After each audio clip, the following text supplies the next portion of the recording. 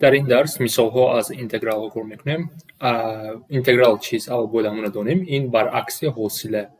یکی از وظیفه اینتگرال این برعکس حاصله. یعنی ما فونکسیه داشته بودیم، حاصلش را گرفتیم، حاصلش رو میگرفتیم. اکنون ما با ما حاصله داده میشد، از ما میخواد که فونکسیه اولین رو یابیم، فونکسیه ابتدایی رو یابیم و این رو با یاری اینتگرال میکنیم. یعنی اگر حاصل رو نصب فهمیده باشین، در اینجا پروسیدور رو با اون برعکس میرود. مثلا اگر شما عدد داشته باشید، ما از اینترنت فرمول گرفتم، اگر عدد داشته باشید اینتگرال اون kx جمع c میشود. c باید هم وقت باشد، اینو باید دانین. در اینجا بسیار برای چی باید باشد نمیفهمم. بعد x درجه n فرمول اساسی چه میشود؟ ما در حاصل چیکار میکردیم؟ اگر x درجه n در حاصلش میگرفتیم، n به پایان میرفت، n ضرب میکردیم، x در درجه n مینوس 1 میکردیم. در اینجا نگاه کنید، برعکس جمع میکنیم و در اینجا ضرب تقسیم میکنیم، تقسیم n جمع 1. این رو باید دانید برای فرمول.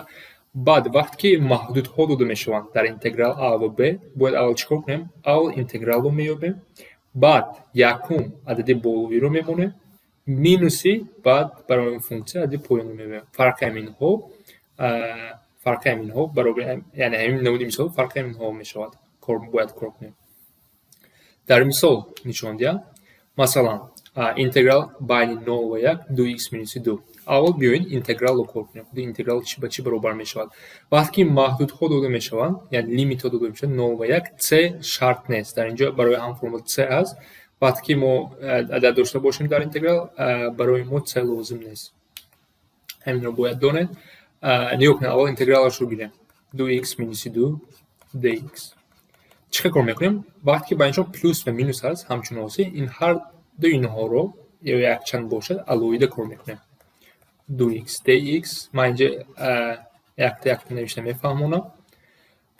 بعد 2x چی هست؟ وقتی عدد است، برای اینتگرال گرفتن شرط نیست. دو رو از اینتگرال بیرون گیرید، x dx میشود. مینوسی وقتی که عدد هست، خودی عدد از روی قاعده یکم چی میشود؟ kx، یعنی 2x اینتگرال 2x میشود. وقتی خودی x باشد، درجه x در اینجا چند؟ 1. دویم فرمول استفاده میبرم. در اینجا چی میگوید؟ 2 ضربه، من 2 رو خودش نوشتم، x در درجه 1 جمع 1 تقسیم 1 جمع 1 مینوس 2x. باز اینجا اگر این رو ساده کنیم چی میشود؟ 2 ضرب x کوادرات تقسیم 2 مینوس 2x، یعنی x کوادرات مینوس 2x. اکنون ما اینتگرال رو یافتیم. اکنون عددهای 0 و 1 رو میمونه. چیکار میکنیم؟ اینتگرال ما داشته است، یافتیم x کوادرات مینوس 2x بین 0 و 1. اول 1 رو میمونیم، عدد بالایی رو 1 رو میمونیم، 1 کوادرات مینوس 2 ضرب 1. این رو اول کار میکنیم، مینوسی بعد 0 رو میمونیم، 0 کوادرات مینوس 2 ضرب 9. دویم قوس 0 است. یکم قوس رو میبینیم، 1 مینوس 2 برابری مینوس 1 است، یعنی جواب ما c. با یک تمیخه سوال کار کنیم.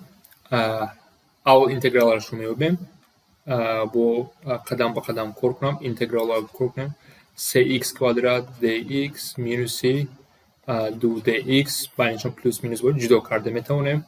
از اینجا از پیشینه 3 رو از اینتگرال بیرون گرفته x کوادرات dx نوشته میتونیم. مینوسی وقتی که عدد هست، همون وقت در اینجا با 2 اومد 2x میشود. با یه بار دیگر c لازم نیست، چون که ما محدودها داریم. c لازم نیست در اینجا. اکنون x کوادرات دویم فرمول رو میبریم، چی میشود؟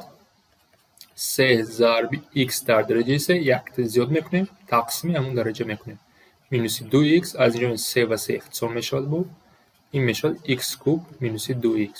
اکنون عدد رو میمونیم، یعنی اینتگرال ما x کوب، اینتگرال ما چی شد؟ x کوب مینوس 2x بین 1 و 2. اول 2 رو میمونیم، عدد بالایی رو 2 کوب مینوس 2 ضرب 2 مینوسی. اکنون 1 رو میمونیم، 1 کوب مینوس 2 ضرب 1. یکم قوس به چی برابر میشود؟ 8 4 میشود. 8 مینوس 4 4 مینوسی 1 مینوس 1 مینوس 1 میشود. وقتی اینو اجرا کنیم چی میشه؟ و 5 برابر میشود. همه سوال ها با یادگار مانند بودن. با یک از تریگونومتری کار کنیم. وقتی تریگونومتری 2x باشد، اینتگرال اینها رو باید دانید. мо агар ҳосилро барои ин кор кунем, ҳосилро ба хотир биёрем. Масалан, агар мебуд синус 2x, ҳосили ин чӣ мебуд? Чӣ кор мекардем мо? Косинус 2x зарби 2. дар ин ҷо баръакс зарб тақсим мекунем ва косинус 2x аз кадом функсия омадаяд? ҳосили кадом функсия аст? Инро синус 2x тақсими 2 дар ҳосили зарб мекунем, дар интеграл тақсим. Ҳамин аст ҳосили ҳамин функсияи косинус 2x ба синус 2x тақсими 2 баробар аст. Акнун маҳдудҳоро мебарем байни минус пи тақсими 4 ва пи тақсими 4. аввал адди болоиро мемонем. Ба чӣ баробар мешавад? Синуси вақте ки пи тақсими 2 мешавад, тақсими 2 минуси баъд минуси пи тақсими 2 мешавад, тақсими 2. Инҳоро агар кор кунем, синуси 90 градус ба 1 баробар аст, 1 тақсими 2. Минуси синус минуси 90 минуси 1 баробар аст, яъне минуси 1 тақсими 2 мешавад.